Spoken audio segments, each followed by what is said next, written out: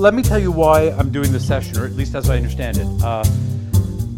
We're interested in the way in which neuroscience is taken, is perceived as a cultural institution, the way it functions as a cultural institution, and that depends, at least in part, on what people think about the brain. In particular, it depends in part on what neuroscientists think about the brain, but only in part, of course. It depends on journalists and other people too, obviously. But part of what neuroscientists think about the brain and its role in the mind and its connection to the mind depends on what philosophers have thought about the mind. And before there were psychologists, there were philosophers, and philosophers have been thinking about the nature of the mind since the beginning of philosophy. Now, I don't know. I can only assert, but I can't prove that philosophical ideas about the mind and the brain have influenced neuroscientists. I can't trace the historical development of those influences, but I'm quite sure, for reasons I can tell you afterwards, that philosophy of the last 50 or 60 years has had an impact on the way in which the sciences of the mind have proceeded. And so what I'm going to try to do is tell you about the history of the philosophy of the mind for the last 50 or 60 years, and try to show you what the essential commitments of the mainstream view are. Okay? And that's a little beyond my brief. It's not really what Suparna and Jan asked me to do. That's a little more than they asked me to do, a little bit different from what they asked me to do.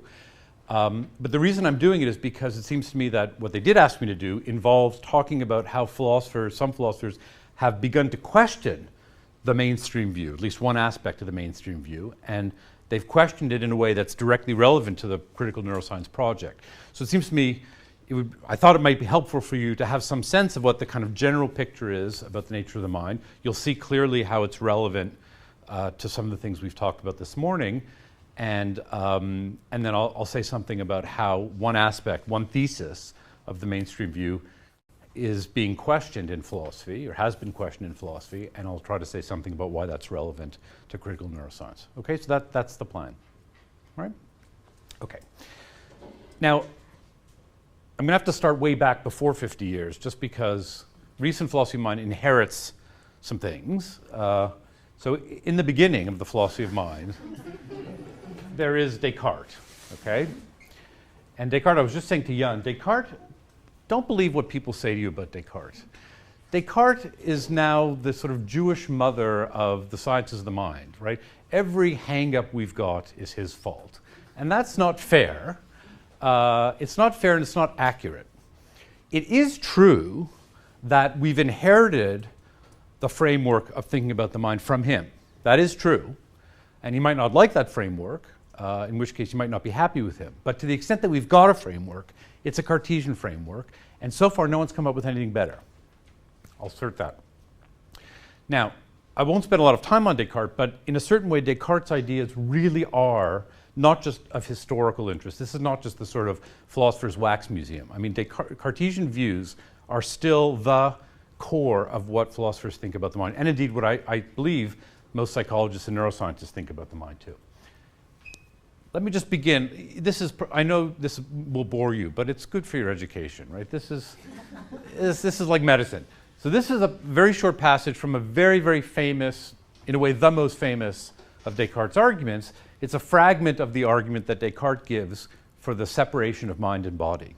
It's from a work called the Meditations, which is a very, very short work, and it's called the Meditations because Descartes presents it in a dramatic form, in the form of a bunch of evening meditations, right? So the first meditation is, as it were, he says that he's sitting down and thinking about the nature of mind and knowledge, and he tells you what he thinks, and then the second meditation is the second night, and so on. And in the course of these 6 meditations, he does a bunch of things. What he does, very famously, of course, is he wants to know what we can know for sure. And so he begins by doubting everything. And as you know, the first thing he tries to show that we know for sure is that we ourselves, or the thinker, exists, okay? So it's very famous here. Marco wanted something on the board. Yes. Okay. Okay, so that's the very famous cogito. I think, therefore I am. And I mentioned this not just of historical interest, but it's crucial to Descartes' view, not just that the mind exists, but that what the mind is a certain kind of thing. Okay? And what he thinks it is something that thinks. So the fact that this argument, so what Descartes says in effect is, look, here's what I know, one thing I know for sure. I know I exist. Because when I think, there must be something that's thinking. Right?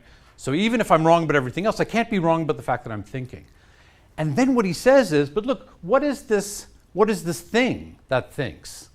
Right? This thing that I supposedly know exists, what is it? And he discovers, as it were, in his meditations, that it's the mind.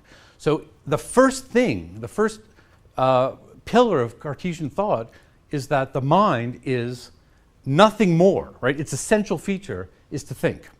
And I'll show you in a second why that's relevant to us. So here's the very famous, part of the famous argument. He says, on the one hand, I have a clear and distinct idea of myself in as far as I'm only a thinking and unextended thing. Unextended means it doesn't take up any space. So for Descartes, what makes something a body is that it takes up space. So on the one hand, the mind, me, I, am a thinking thing. And on the other hand, I possess a distinct idea of body, insofar as it's only an extended and unthinking thing. It's certain that, in as far as it's only an extended and unthinking thing, it is certain that I, that is my mind, by which I am what I am, is entirely and truly distinct from my body and may exist without it. Okay, so this is the argument that sort of launched 1,000 ships. So the idea then is the mind, the thing that I'm sure about is the me, the self, right, is this thing that thinks. That's all it is. That's what it is in essence. And it's distinct from everything else in the universe insofar as it is a thinking thing, whereas everything else in the universe is non-thinking and extended. Okay?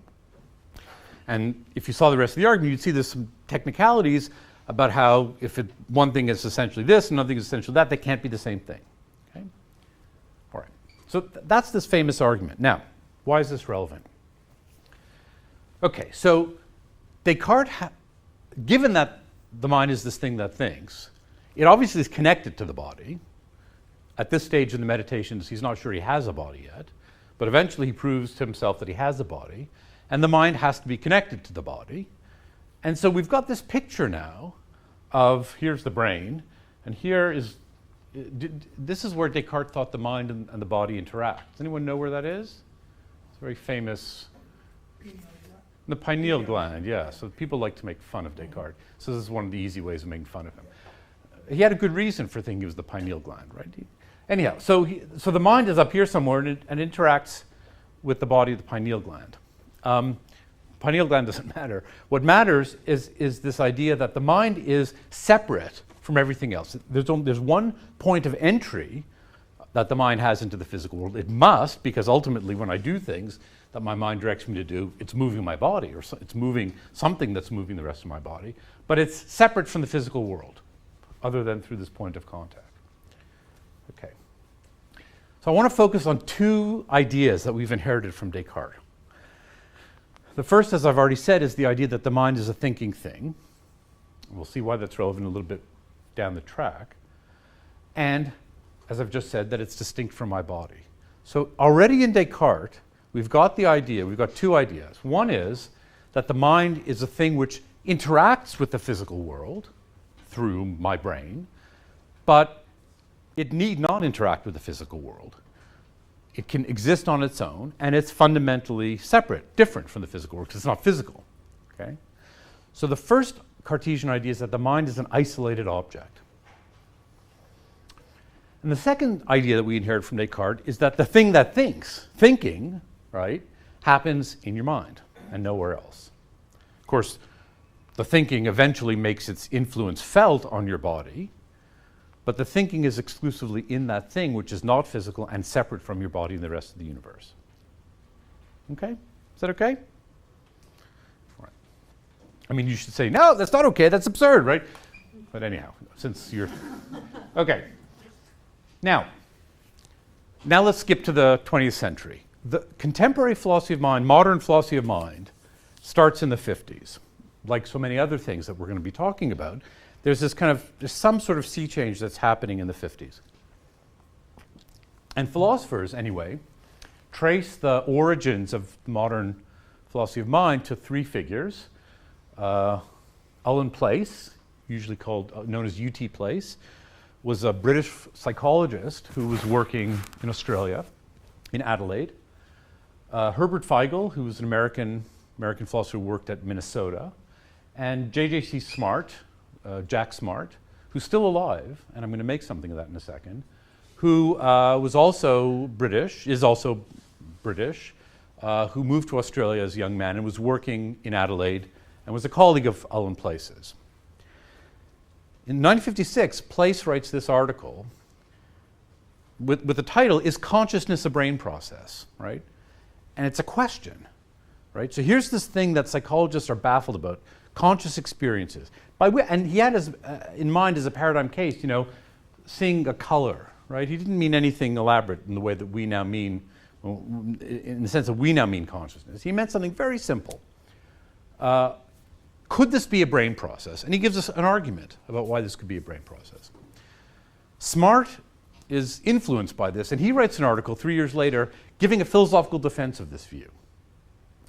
And the defense is complicated, but the gist of it boils down to a common sense view.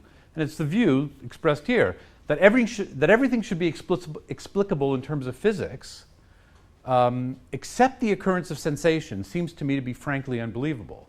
Such sensations would be nomological danglers.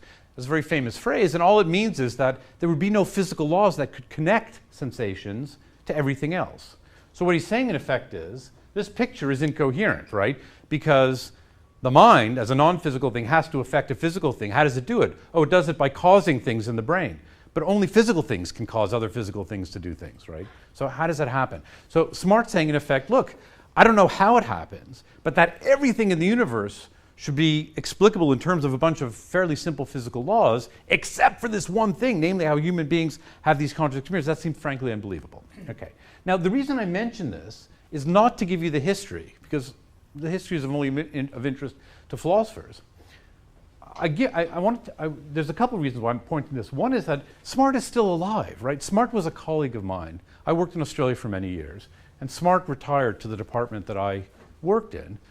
The best colleague you can imagine. In his 90s or late 80s, he was still coming into the office at 9 o'clock and still leaving at 5 and still advising students, and incredible man, absolutely incredible man.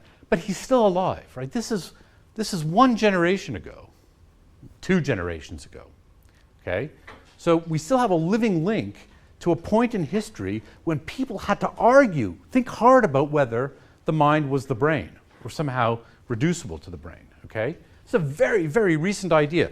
Not in the history of philosophy. I mean, that idea has come and gone. But in the modern history of thinking about the mind, the idea, the radical idea that the mind was just what the brain does is only 60 years old. Just to show you, here's a second reason why not only is this idea recent, but and not only was it radical, it was absurd. Most people thought it was absurd. Here's a lovely passage from a history of philosophy in Australia. A well-known British philosopher. So A.C. Jackson was a very famous philosopher who went from Monash, from Melbourne, the department I worked in, to Oxford on a sabbatical year. A well-known British philosopher said to A.C. Jackson, who was in England at the time, "What's happened to Smart? I hear he's going about saying that the mind is the brain. Do you think it might be the heat?"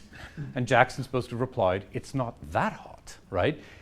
You can't explain the madness of thinking that the mind is nothing more than the brain does just by appealing to the Australian heat. It's that crazy, okay?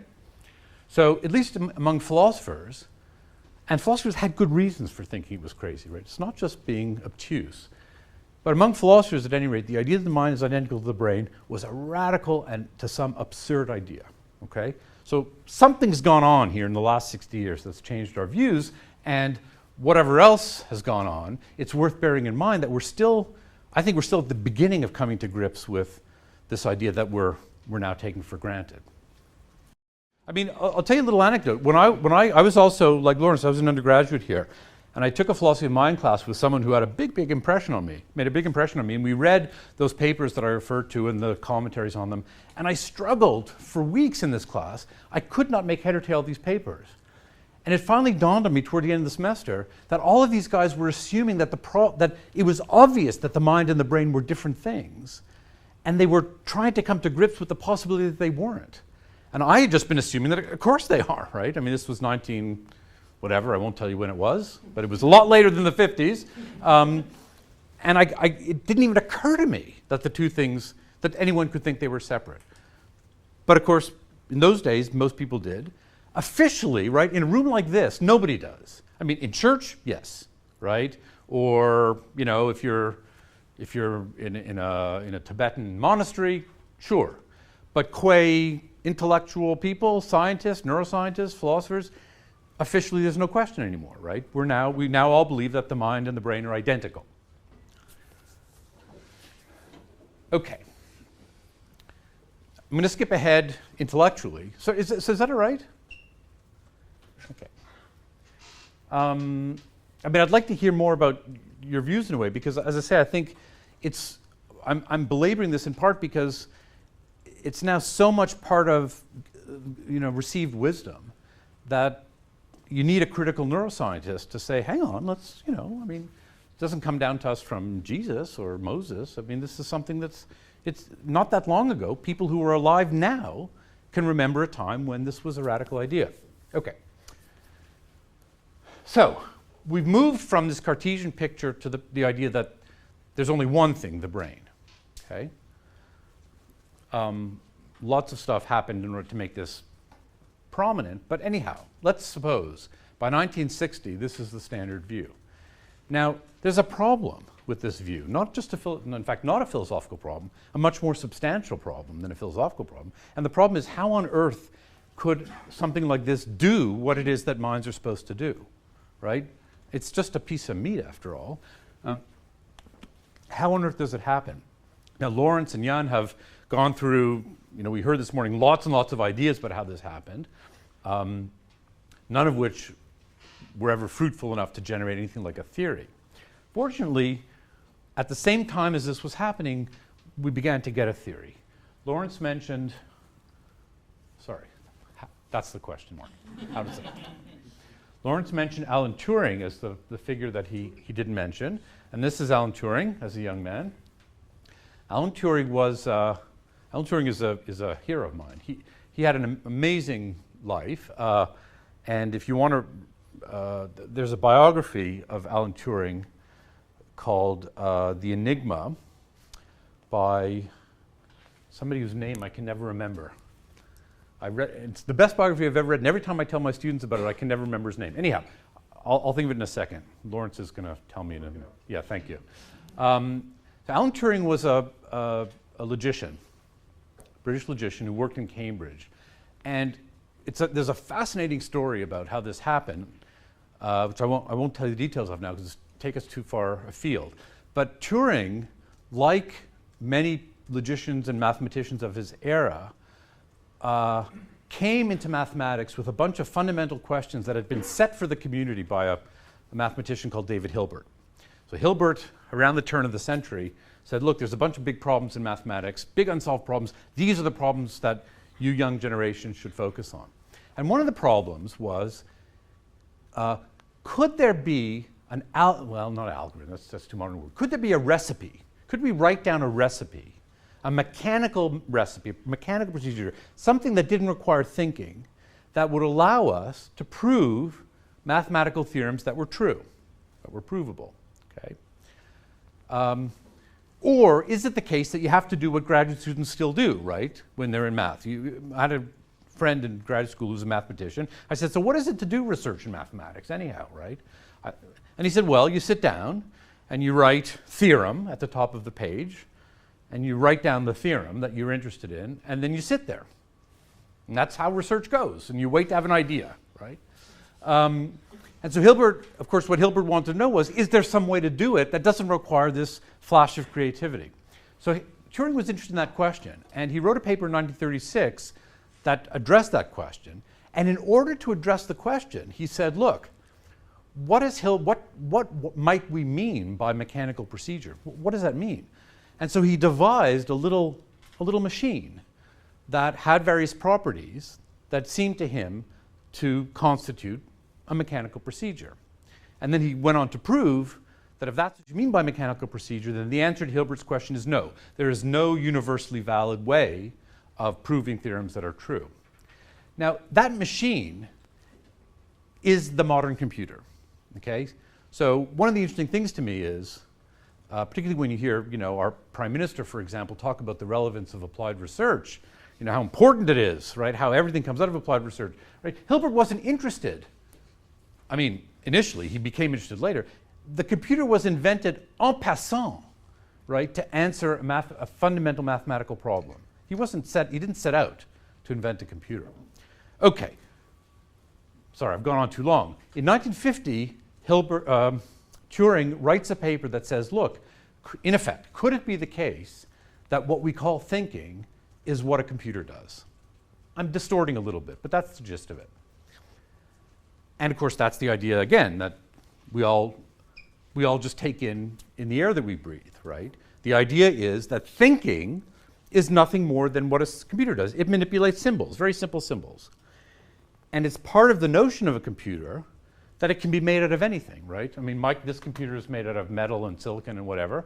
But, computers used to be made out of vacuum tubes, and you can, I meant to bring, I have a picture.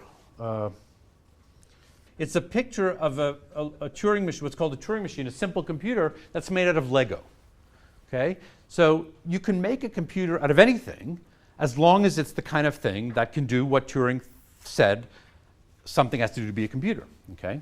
So I often say to my students, can you make a computer out of Jell-O? And people have differing views. And then, later I said, can you make a computer out of pretzels? And the answer, eventually they get the idea that the answer I want is, well, you can if it can do what a machine has to do to be a computer, and you can't if it can't, right? So lots of things potentially can be a computer, and in particular, and here's the idea, right? This thing could be a computer.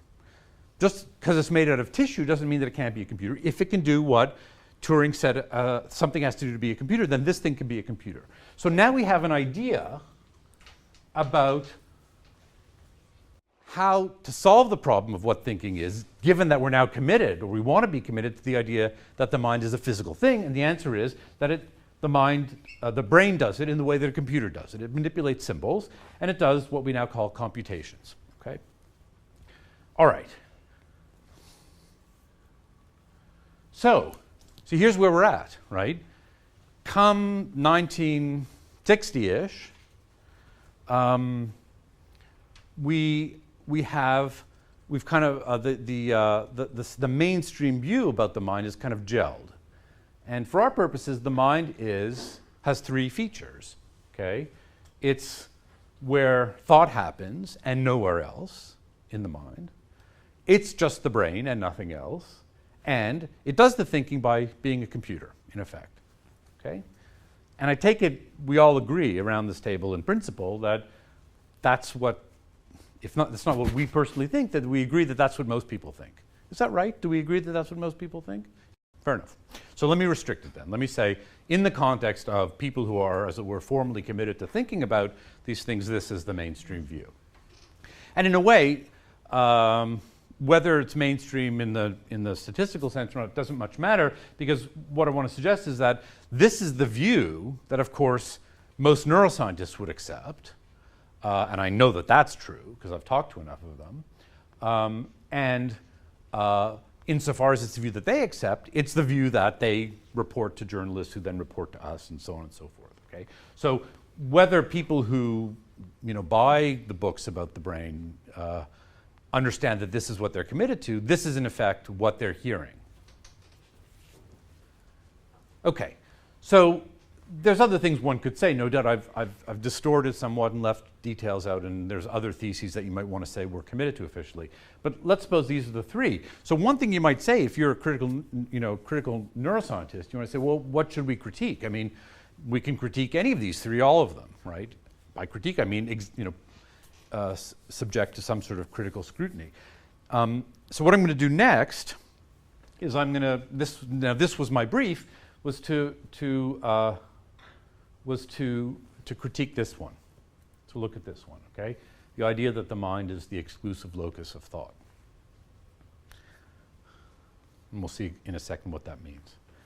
When I say that everyone officially believes this, of course, I don't mean everyone literally, because for any view that you might have, there's going to be people who disagree, and that's undoubtedly true, particularly among philosophers. So there are lots of people, including the ones I'm going to talk about, who disagree with some of this. So Searle, John Searle, here I'll write something else on the board,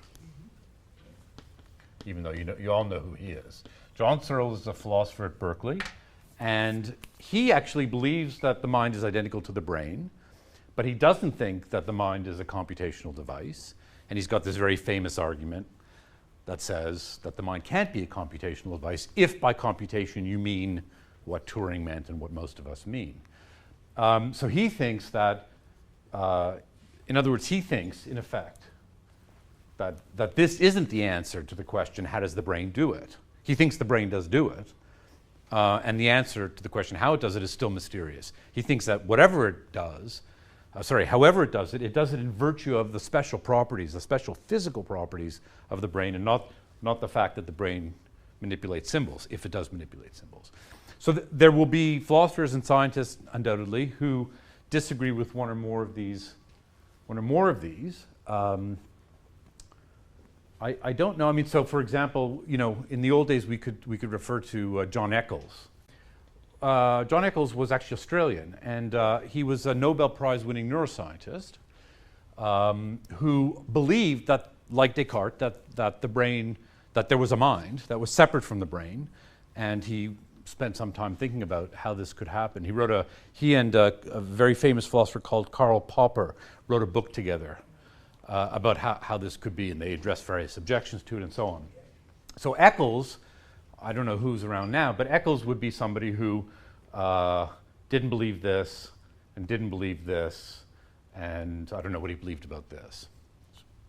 This probably wasn't mainstream enough in his day, probably for him to have had a view about. So of course there's going to be a differing of opinion about various of these things.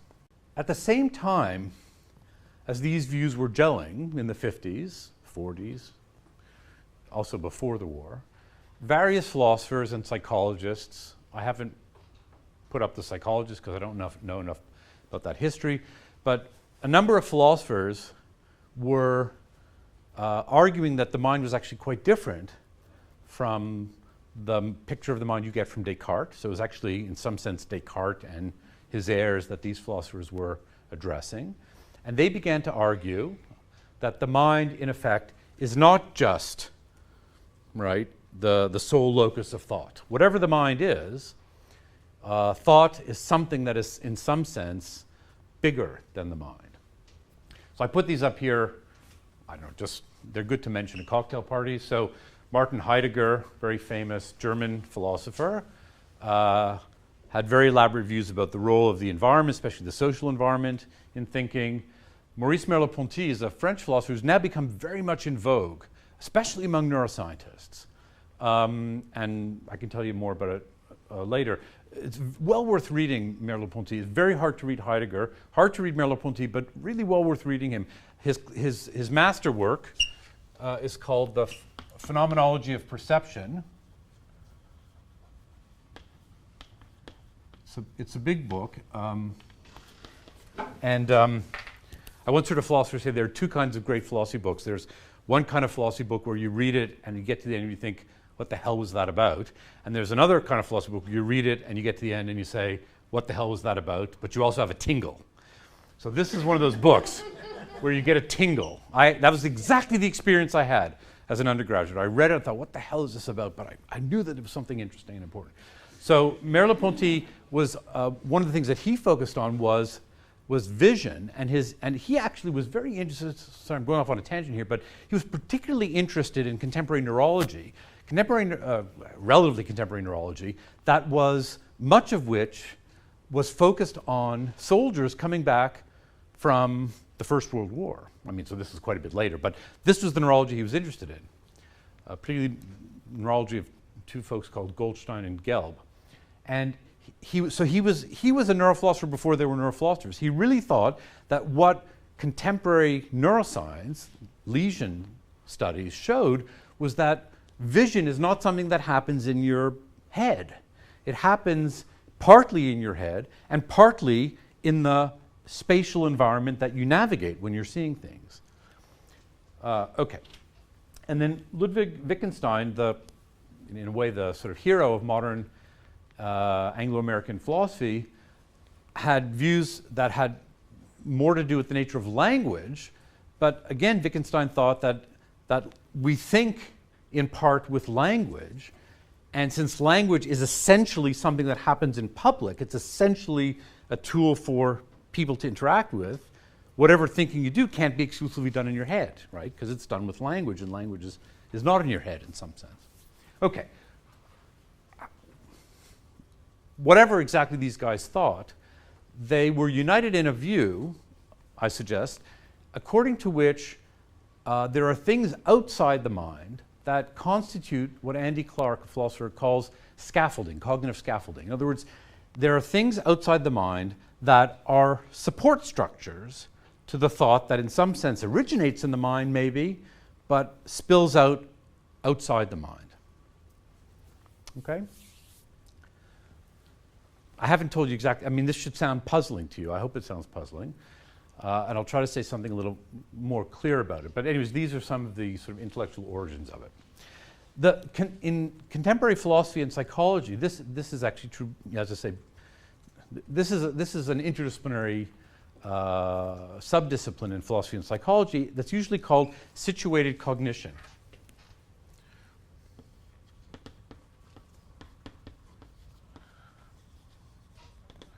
The situated part refers to the idea that thinking happens in an environment. And we'll see what that means in a second. Standard accounts of situated cognition usually divide the claims of situated cognition into three. So, in other words, situated cognition in general, not everybody again, but in general, is committed to or interested in three distinct ideas. The first idea is that the mind is embodied. Okay? Now, as I said before, we inherit from Descartes the idea that the mind is this thing that is separate from the body, but many people, many philosophers, observed that there are features of the features of our bodies, features of ourselves as entities that have bodies, that seem to affect how it is that we think about things. So there's lots of very, very simple, cliched examples of this. The one that people often mention is counting with your fingers, right? Now, this is so trivial as to be almost uninteresting, but think about it for a second. When you keep track of things, quantities, or when you count with your fingers, I mean, I still do this. It's not the case that you're moving your fingers in parallel with your thinking about things, right? It's that your fingers are actually keeping track of things. So, for example, this is self-revelation of a deep sort. You count in tens. And if you have to count things in tens, you use one finger to signal 10, and then you start again, two fingers signal 20, and so on. Now, if at some moment you stop me in the process of counting from tens, and I couldn't consult my fingers, either in feel or visually, I wouldn't know what number I was at, right? I'm literally using my fingers as placeholders for a quantity. I don't want to sound, maybe I'm neurologically different or impaired or something, but I think it's a common idea. It seems to be, there seems to be something very fundamental about it. I mean, until it's pointed out to you, it seems trivial. But when you start to think about it, it's very puzzling. I mean, there's a famous anecdote that people often tell as well in this context, an anecdote about Richard Feynman, who, at one stage was working on some problem, took a piece of paper and a pencil and started working out the problem and solved the problem. And somebody said to him, wow, how did you think that up? How did that come into your head? And he said, well, it wasn't in my head, it was on the paper. And he said, yeah, but I know you wrote it on the paper, but how did you think about it in your head? And he said, how did you work it out in your head? I didn't, I worked it out on the paper, right? Now, of course, he was a notoriously, difficult person to deal with, but I mean, there's something right about that, There's something right about the idea that our bodies engage in some sort of cognitive activity not disconnected from our brains, but in some sense in a way that is beyond, goes beyond or is different from what we're consciously able to do ourselves without the body. Anyhow, let me give you a more scientific example of this kind of case. This is an example from a book of Andy Clark's called Supersizing the Mind. It's a very good book. This is a robot that was built by the Honda company, and it's called ASMO. I can't remember what ASMO stands for. It's an acronym. And here's what's supposed to be interesting about ASMO. So when people started, incidentally, the situated cognition has got a huge amount of support from robotics for reasons that you'll see in a second. This is not an airy-fairy philosopher's idea. This is an idea that has the most practical consequences. So here's the idea. When people started trying to build robots, so they needed to work out mathematically how joints have to move in order to get bodily movement in translation. And so what they did was they wrote down explicitly things like, in order to reach for something, you have 3 joints, and they have to move in a certain way in a certain order. And so you write down all the movements that they have to make relative to the thing that they're aiming for, right? So if I'm reaching for the Coke, my wrist, my elbow, and my shoulder have to move in a certain way. So you could write down explicitly the angles through which they have to move, the time that they have to move in, and the order they have to move in. And similarly, you could do that for a robot if you wanted to get it to walk down the stairs, right? You have to bend, and you have to lean, and you have to bend, and you have to lean, and so on. And what people found when they started doing this was that you could indeed build robots that moved, and they moved very, very artificially. They moved sort of like robots in the movies, right? They moved like this.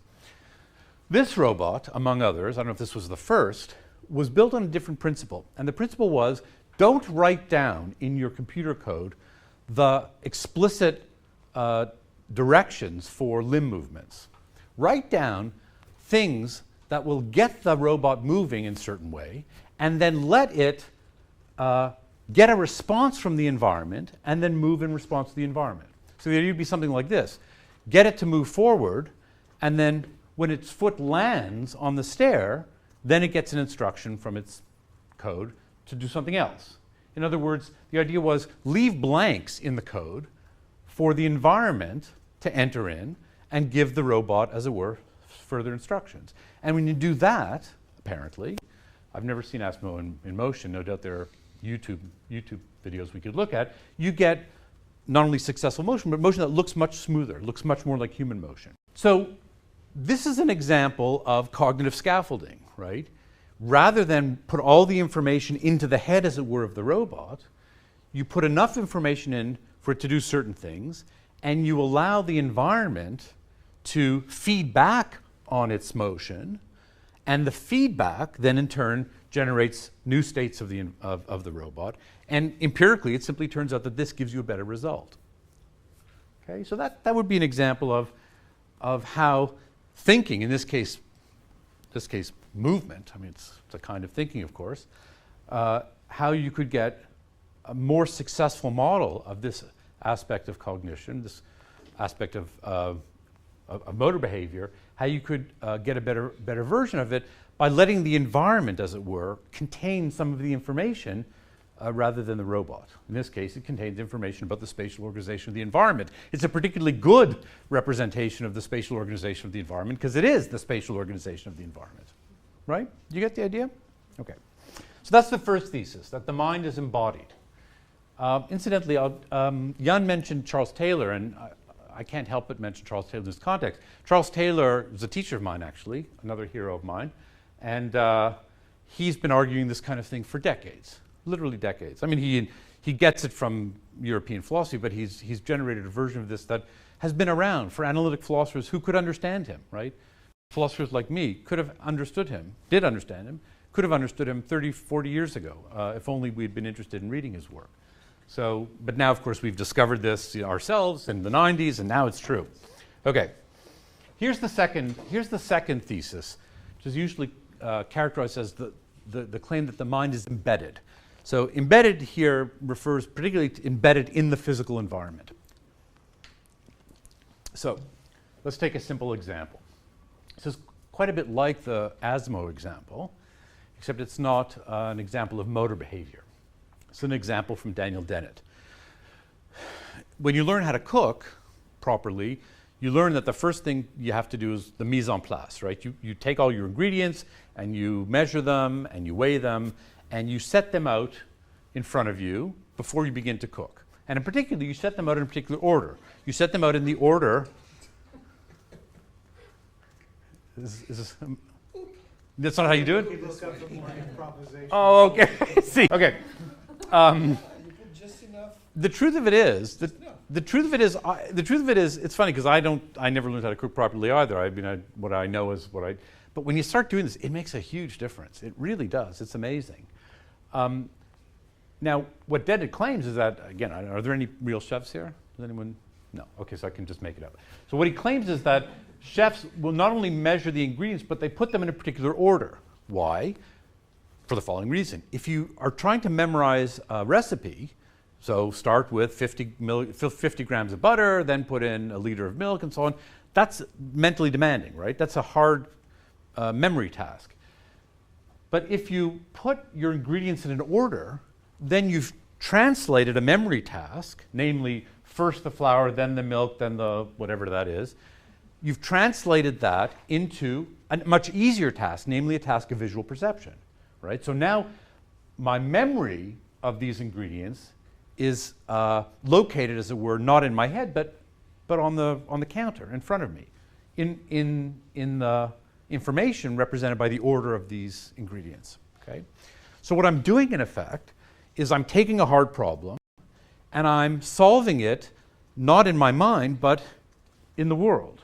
And then, I mean, of course, my mind it's got to be there at some stage in order to interact with the world, but I interact with the world and I get the job done much easier. Okay. So that's an example, again, of cognitive scaffolding. I'm offloading, as they say, a hard problem from my brain into the environment. As a second example, one of the readings I said for you was a lovely paper called How the Cockpit Computes Its Speed. And I thought we'd have some discussion about this. It'll take me too long to explain it. I'll just give you the gist of it. I really encourage you to read that paper. It's a beautiful paper by someone called Edward Hutchins, who studies, his main interest actually is in ships. And he's written a fantastic book on how a naval ship functions. And I set this paper just because it makes the same point, but much more briefly. And the point just is this, right? Doing a complicated activity like landing a plane requires two people at least, and a bunch of instruments. This is the main instrument, because it's hard.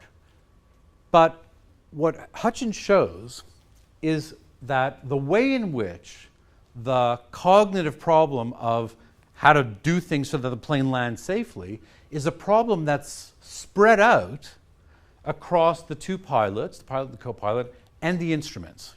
In other words, if you believe the standard view about how psychological functions work, the standard computational theory of cognition, and you write down the cognitive steps that are involved in landing a plane, it turns out that those steps are not executed either in one pilot's head or the other pilot's head or in the two, or right? They're executed in a way that's diffused across the pilots and the instruments. So what Hutchins says, and he says this literally, right, that the computation required to land this plane is done in the cockpit, right? The whole of the cockpit is, as it were, the cognitive apparatus that's landing the plane.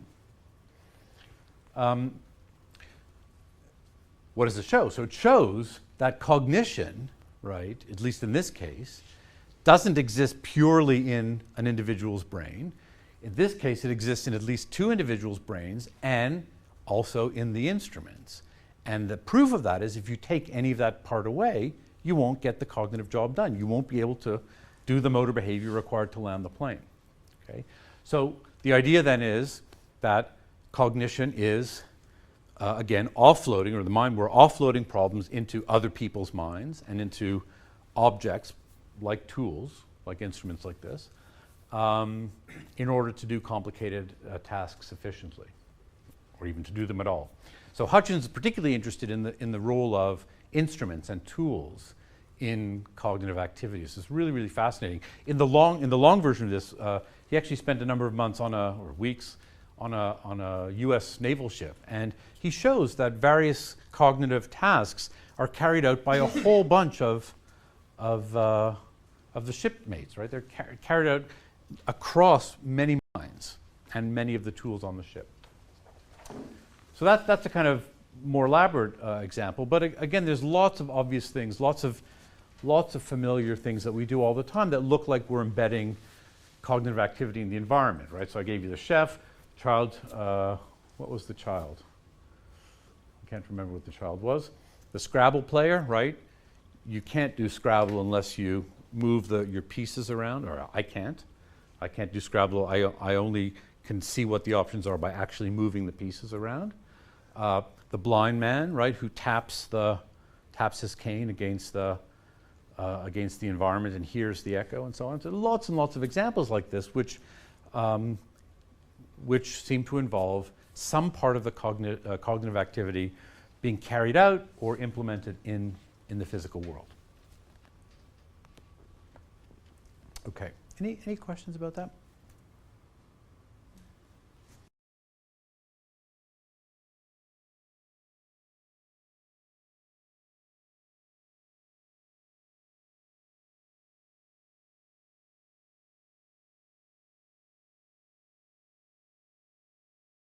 I'm not sure I agree with the examples you gave as instances of what you have in mind. But I think in principle, the idea that this would apply to what we used to call cognition but not emotion is a mistake, just because we did this in the 60s and we discovered that it was a mistake to exclude emotion from what we called cognition. It might turn out to be different here, but a priori, if we're going to take the lessons of history, we should say, well, in principle, it should apply across cognition. Now, anyways, we could talk about those examples. I haven't given this much thought. Paul Griffiths got a paper about this where he argued, you know this paper. So, but I can't think off the top of my head of an example that I feel very confident about. But I can't see why not, actually. I mean, so I'm just thinking out loud for a second. I mean, there are certainly lots of cases one could imagine. I mean, the kind of thing Lawrence was mentioning this morning. Lots of cases one could imagine where an emotion is only appropriate or is only generated in a particular environment. Whether that would count as offloading the emotion to the environment, maybe.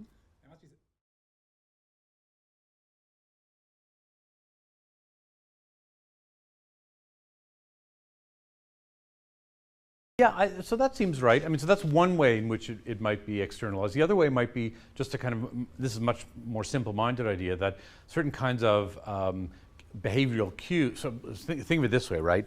We have to keep track of when it's appropriate to display certain kinds of emotions.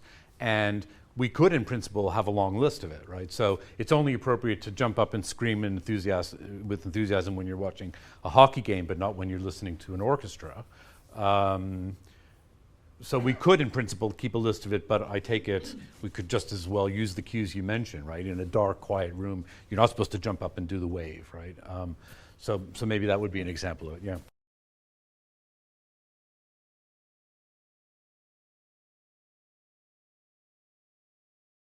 That's, in a way, an even more interesting version. That's a version of this according to which it might even be the case that the emotion itself is somehow dependent on more than one person, right?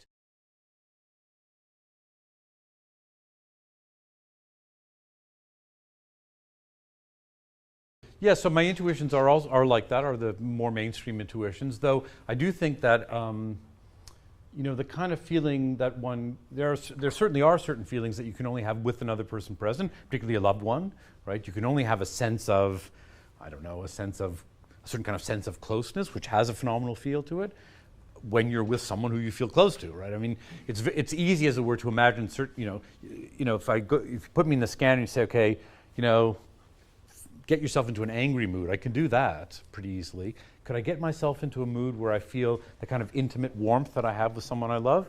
I don't know. It's an empirical question. Could I feel schadenfreude by myself? I don't know. I feel it so much that I should be able to, but I don't know. So I think these are interesting questions. Yeah, I don't have clear views about it. Personal interest. That's nothing. Yeah, no. But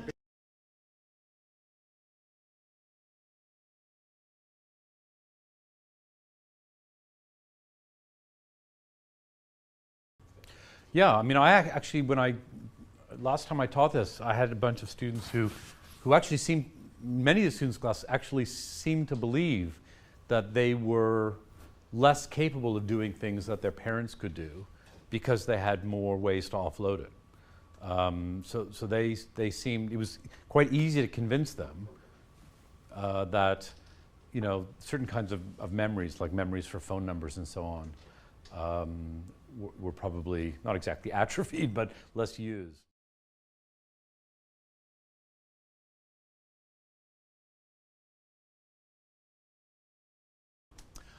Great question. That's a great question. So the answer is no. You could be a dualist. Sorry, did you say, is it a way of avoiding dualism? Yeah, avoiding. Yeah, so, I mean, in a certain sense, the question of dualism and the situated cognition are different questions. You can have different views about one, right? You need not have the same view about both. So what I mean is, you could believe that everything happens in the brain, in which case you're not a dualist, but you're also not a situated cognition person. You could believe that it happens in the brain and the environment. Of course, the environment's also physical, right? So you're, again, not a dualist, but you're a situated cognition person. So I don't know that the two things are linked, though I suspect that you're right about something, that down the track we're going to see that certain kinds of things, especially social things, are very hard to figure out if you're exclusively looking inside the brain. And then you might be, right, and you might be driven to a certain kind of dualism. Yeah, so that's I can see that happening, yeah. Yeah.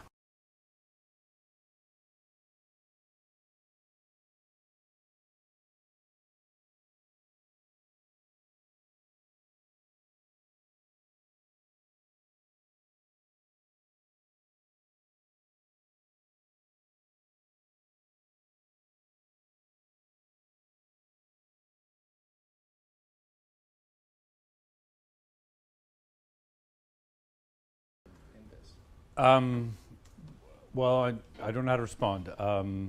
I agree with you, I think. Let me say two things. I think, I mean, I have no investment in saying that this is a big investment. It's not my work. So if it were my work, I would have a big investment. I think it'd be an interesting project to look at the way in which externalism is described. So for example, I'm quite interested, though I haven't done any work on this yet, but I'm quite interested in the idea of how we characterize tools. So no doubt, right, anthropologists are not surprised at the idea that tools are important. It'd be interesting to know, though, whether how tools are characterized in, for example, psychological research, anthropological research, philosophical research, and so on.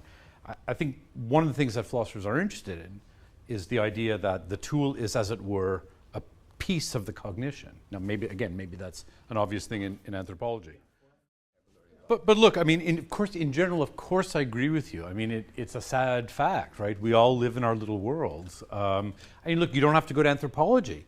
One of the things that is very shocking to an analytic philosopher is other philosophers were saying this, and they were saying it 50, 60, 70 years ago.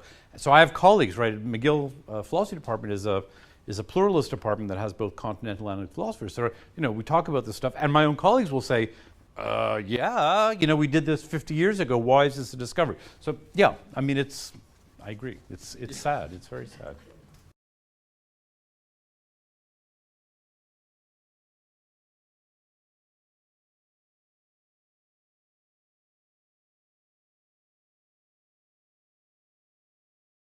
Absolutely. No, I agree with that. I mean, I think, yeah, this is not an intellectual achievement, but it's a lucky happenstance that this community is a community that includes people like roboticists and primatologists and so on. Though again, I think it's rather unfair to the continental philosophers. I mean, as I said before, reading Merleau-Ponty, I mean, this is a man who was absolutely fascinated with what was contemporary neuroscience, right? And that he should only be rediscovered 50 years later just seems like a it just reveals our own, the ignorance of our own field. I mean, when I talked to Chuck Taylor, Taylor did his PhD at Oxford, right? At a moment when Oxford philosophy was the pinnacle of philosophy.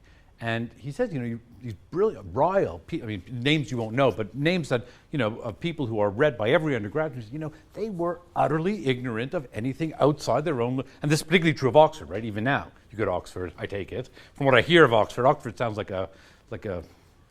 sounds like the Normandy invasion to me. The only things that are interesting are things that other Oxford philosophers are talking about. So, that's scandalous, right? And I think philosophy is particularly, at Oxford, philosophy went through a period where it was particularly bad in that respect. So, I agree with you. Okay, let me just do two things very quickly because time is short. Anyway, this is the most interesting stuff. So here, one way in which this might be a little bit different to some of what's gone before is this third thesis about situated cognition. This is a thesis, this is an idea that was developed by, or at least it's associated with two philosophers, Andy Clark and David Chalmers, two analytic philosophers.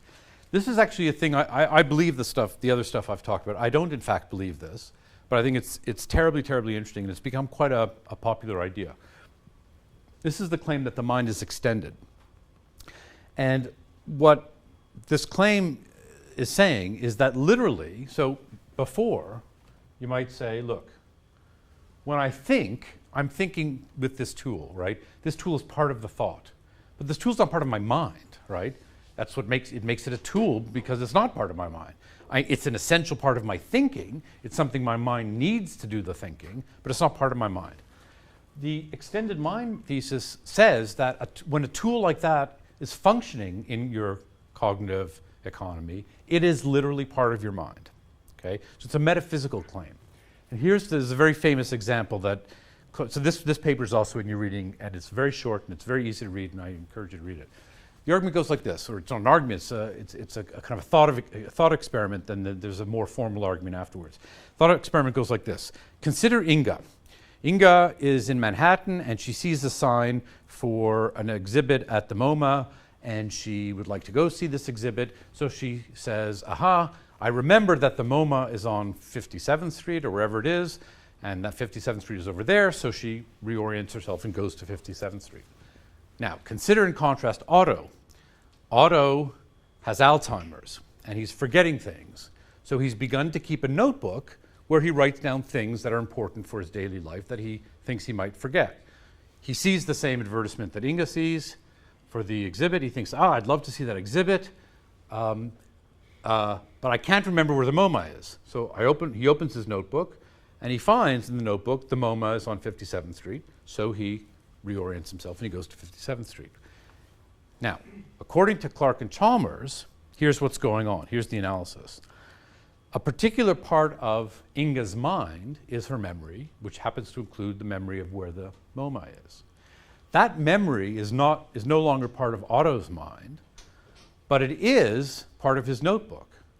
And in particular, that thing in his notebook functions in his mental life in exactly the same way as Inga's memory does. And by a particular principle, which you'd have to reject if you don't agree with this, since the notebook functions in exactly the same way for Otto as Inga's memory does, that notebook deserves to be called part of Otto's mind, literally part of his mind. Okay? So if this were true, then it would be literally true, not just that thinking requires the environment, but then when thinking makes use of the environment counts as your mind. Now, as I say, I don't happen to agree with this, but it's a complicated story, why not? I think it's a really fascinating idea, and if you don't like it, there are some complicated things you have to consider, like, for example, whether this is true or not. Yeah, there are ways to make it more, of course, that kind of objection is important. There are ways to make it more compelling. In a certain way, the easiest way to make it more compelling is something like this, right? Now suppose it's not a notebook. Suppose it's a computer. So he writes down all the important things. Now suppose we're living at a time when the computer is so sophisticated that it's really, really small. Now suppose you could take the small computer, or you could take a chip, and you could stick it in your brain. At the moment that the chip is in your head, it seems much more plausible that it's part of your mind. Now ask yourself, on what principle could you base the idea that something has to be in your skull to count as your mind? That looks like a prejudice, right? Because we're not committed to the idea, at least we haven't yet defended the idea, that your mind has to be inside your skull, okay? Right? So you can get at the intuition that there's an arbitrariness in the idea that your mind has to be where your brain is, which at least needs a defense. And you could do it in that way. Yeah.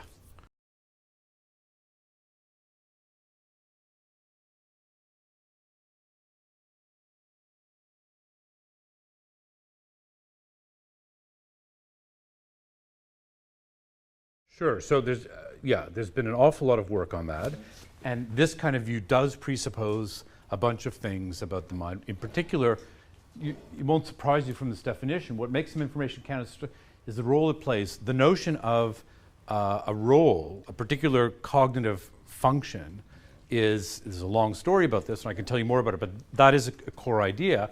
So although I don't know that philosophers are hesitant these days to give kind of definitions of things, because there is yet to be a successful definition in philosophy, right? For every definition there's a counterexample. But I think there are lots and lots of theories about what the mind is, and you might not be able to run this argument if you had a different sort of theory. That's certainly true.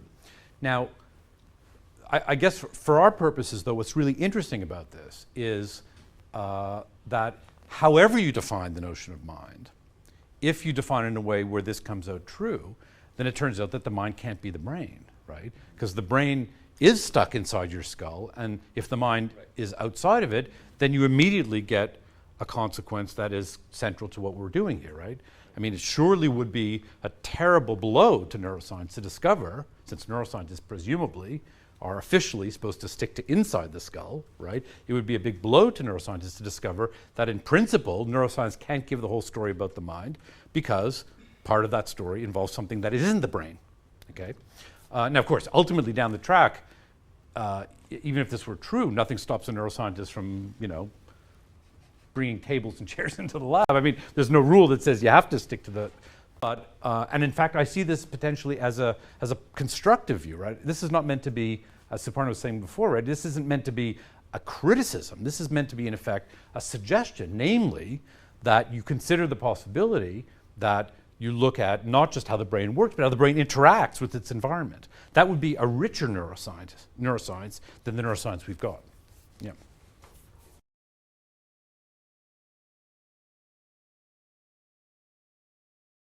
Yeah. So I think that's exactly the right kind of case to think about, right? I mean, here's the kind of intuition. Leave this aside for a second, right? Suppose one day we will, very shortly, no doubt, have artificial neurons, right? So imagine taking out one of my neurons and putting an artificial neuron in, right? It looks very implausible that somehow that isn't the very same mind that was there before. Now do it over and over and over, gradually replacing one neuron at a time. It looks like there's no reason at any stage to say that isn't my mind. Of course, at the end, you might have a device that is partly here, partly in my pocket, partly in my lab. It looks like it's my mind. It's doing the very same thing, and that is a crucial idea here, that what it does is what it is, and you might disagree with that. Yeah. Let me just make discuss the very last topic. I'm not going to do this justice, but I'll mention it now and we can talk about it. I'm giving another lecture tomorrow and I'm happy to come back to this. It's in a way the most interesting thing. I think of this as kind of the cutting edge of critical neuroscience. Partly because this addresses what Suparna was asking for this morning, namely some thoughts about real experiments that you could do that would address the idea that the mind is not something that's exclusively that's identical to brain function, or that's not exclusively in here. So this is a study from 2 years ago by Kim and colleagues, and it's a genetic study. Okay, let me just see how quickly I can do this. It's a study looking at a receptor, a brain receptor for a hormone called oxytocin. Everyone's heard about oxytocin. It's the love hormone. It's right. That's all nonsense. But anyhow, you've heard about it, right? So oxytocin is this brain-produced hormone. It seems to be involved in various pro-social behaviors, among other things. And it turns out, astonishingly to me, it's not just the hormone, the quantity of the hormone that seems to correlate with pro-social behavior, but there are certain genetic properties of the receptor. So there's the hormone, there's the receptor, right? Everything has to bind to a receptor in the brain in order to be effective. There are different genes that can make the very same receptor in different people. And amazingly, the gene variants that make this receptor themselves seem to be correlated with more or less prosocial behavior. So if you have one variant, you might, in certain circumstances, exhibit one behavior, and another variant, another behavior. That's astonishing to me because this is a level so far away from prosocial behavior that there must be a bazillion steps in the middle in order to generate this prosocial behavior, and yet we can find this correlation, at least if this turns out to be right. Here's the interesting thing. They were looking at help-seeking behavior. So the kind of thing that you do when you're under stress. It's exams, and you're stressed, and your boyfriend's just left you, and so what do? You go and you talk to your friend, and you complain, and you cry, and you do this kind of thing. And they were looking at this cross-culture in Koreans, Native Koreans, and Korean Americans. So here was the idea. Under stress, Americans exhibit more, beg your pardon. Under conditions that aren't stressful, Americans exhibit more help-seeking behavior than Koreans, right? Because in American culture, asking for help is accepted. In Korean culture, it's less accepted. Under stress, what's going to happen? Well, it turns out that if you have a certain variant of the oxytocin receptor gene, when you're under stress, you're more likely to ask for help than if you have the other variant, okay? So in North Americans now, those of you who are North American, who have the relevant variant, will, under stress, be more likely to ask for help from a friend. Those of you who don't have this variant will be less likely to ask for help under stress. What about Koreans? They have the same variants, but under stress, neither variant behaves in a way that engages in more help-seeking behavior than the other. In other words, they don't show this difference under stress. Why? Presumably because in Korean culture, it's not okay to ask for help under stress, okay? So here's a genetic feature that correlates with a certain behavior, and if you'd only looked at one group, say North Americans, you'd say, there's a gene for help-seeking behavior. This turns out to be what Ken Kendler calls an outside-the-skin form of gene expression. This gene expression is a help-seeking gene only when the culture that you're living in licenses that behavior, okay? So this seems to me an example of the most fundamental kind, right? This is the most fundamental kind of neuroscience, right? It's genetic neuroscience.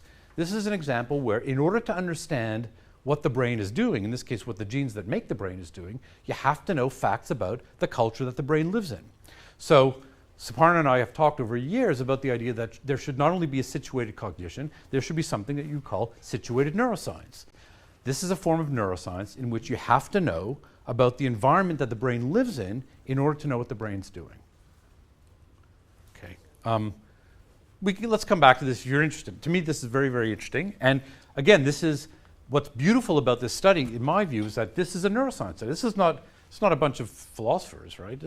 These are a bunch of geneticists, published in PNAS, for God's sake, right? I mean, this is mainstream neuroscience. And by the way, personally, I actually have encountered a much more sympathetic attitude among geneticists to the kind of critical neuroscience perspective than among neuroscientists.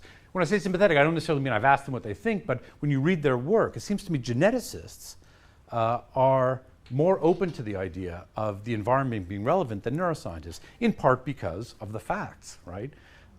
In part because genetics is now beginning to be interested in the way in which the environment affects the genes, namely the epigenetic processes that are relevant. So geneticists, just in virtue of their own work, seem to be gravitating toward the idea that we're sort of trying to come to grips with.